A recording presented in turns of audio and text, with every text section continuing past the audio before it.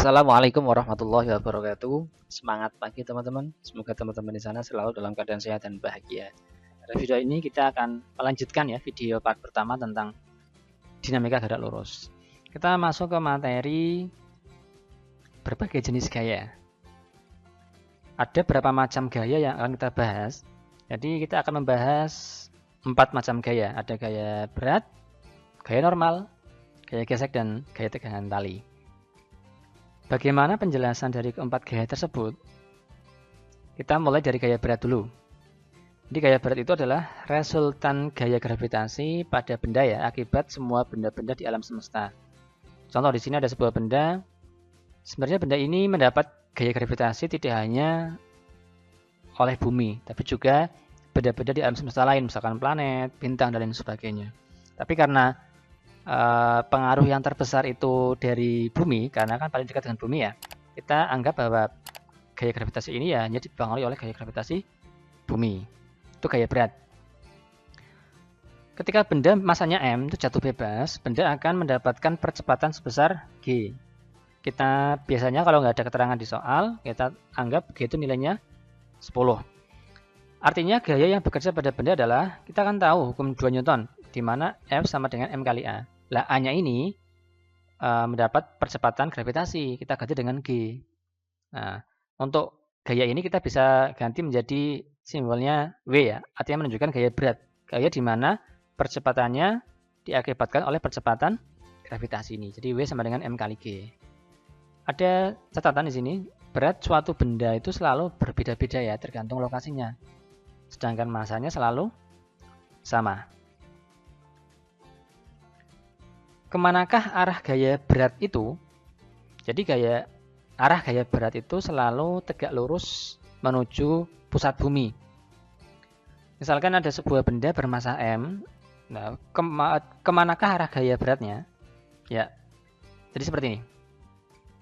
Jadi kita tentukan dulu pusat massa ataupun letak keseimbangan benda ini ya. Kita tarik garis, terus kita cari titik tengah ini. Nah, kita tarik ke bawah. Anak panah ini menunjukkan besar dari gaya berat itu. Berarti W ini sama dengan M kali G. Dimana kan tadi masanya M, nah G adalah percepatan gravitasinya. Jadi arahnya selalu tegak lurus ya. Ini kan arahnya selalu menuju pusat bumi, berarti ke bawah. Kalau bendanya seperti ini, kemana ke arah gaya beratnya? Apakah ke sini ataukah ke sini? Jawabannya adalah ini. Jadi beratnya selalu ke pusat bumi, lurus ke bawah, walaupun bidangnya miring ya. Nah, di sini kita kan tahu bahwa gaya itu kan vektor. Gaya berat merupakan juga vektor juga. Nah, kita bisa menguraikan nih. Jadi yang gaya arahnya ke sini kita uraikan jadi mg cos theta.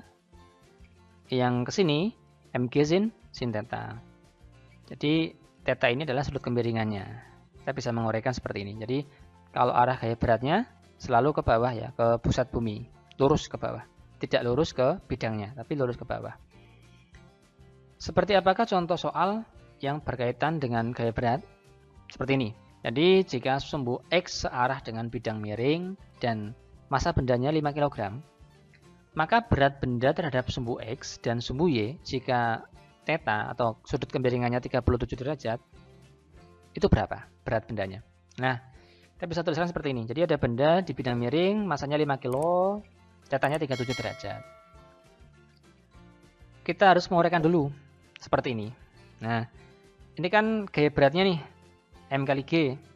Nah, kita mencari gaya berat di sumbu X dan sumbu Y. Ini kan sumbu X searah bidang miring, berarti yang ini. Ini sumbu X, bidang ini sumbu Y-nya ke sini nih. Nah, kita uraikan mg-nya ini atau gaya beratnya. Yang ke sini namanya mg sin theta, yang ini mg cos theta. Lalu kita lakukan perhitungannya. Nah, jadi Wx kita namai berat untuk sumbu X, berarti yang searah sumbu X kan yang ini. Ya kan? Di mana sumbu X itu searah dengan bidang miring. Oh, berarti bidang miring kan ini. Ini X-nya. Tuh, jadi Wx atau gaya berat pada sumbu X adalah mg sin theta. M-nya 5, G-nya kita anggap 10. Sin theta, sin dari 37 adalah 0,6. Jadi ketemunya adalah 30 Newton. Kemudian untuk yang sumbu Y, berarti kita namai gaya berat di sumbu Y, WY. Itu adalah mg cos theta. M-nya 5, G-nya 10, cos theta, cos dari 37, 0,8. Berarti nilainya adalah 40 Newton. Nah, inilah contoh yang berkaitan dengan gaya berat. Jadi poin pentingnya adalah gaya berat itu selalu menuju pusat bumi ya, ke bawah. Walaupun pada lokasi yang miring, tapi tetap ke bawah. Gitu. Nah, sekarang kita bahas gaya normal. Apa sebenarnya gaya normal itu? Gaya normal adalah gaya reaksi permukaan pada suatu benda yang berada pada permukaan itu. Kemanakah arah dari gaya normal? Arahnya selalu tegak lurus dengan bidang sentuh dan berlawanan dengan gaya aksinya. Contoh nih, ada benda bermassa M. Ya. Kemanakah arah gaya normalnya? Jadi kan gaya normal itu kan gaya reaksi permukaan. Jadi ceritanya, benda yang bermassa ini kan dia punya gaya berat ya, karena gravitasi, arahnya ke bawah. Karena benda ini memberikan gaya ke bawah, permukaan ini memberikan reaksi. Kalau aksinya ke bawah, reaksinya kemana? Ke atas. Itulah gaya normalnya. Jadi seperti ini. Jadi benda itu memberikan gaya ke permukaan kan sebesar W ya, atau M kali G. Gaya berat nih. Maka si permukaan ini, dia harus memberikan gaya reaksi. Berlawanan dengan arah gaya aksinya. Aksinya ke bawah, maka reaksinya ke atas. Arahnya selalu tegak lurus dengan bidang sentuh. Ini kan bidangnya nih.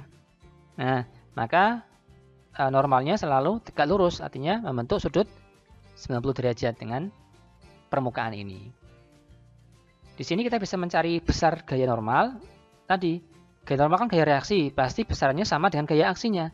Gaya aksinya kan M kali G, maka gaya normalnya juga M kali G itu, tapi arahnya berlawanan. Contoh lagi nih, ini ada permukaan, di atasnya ada sebuah benda, di mana benda ini juga diberi gaya lagi ke bawah dengan sebesar F. Berapa gaya normalnya? Berarti kan si permukaan ini dia menerima gaya berat oleh benda M ini dan juga menerima gaya F ini kan. Maka reaksinya adalah seperti ini. Kita gambarkan diagram gayanya. Jadi benda memberikan gaya berat ke permukaan sebesar mg.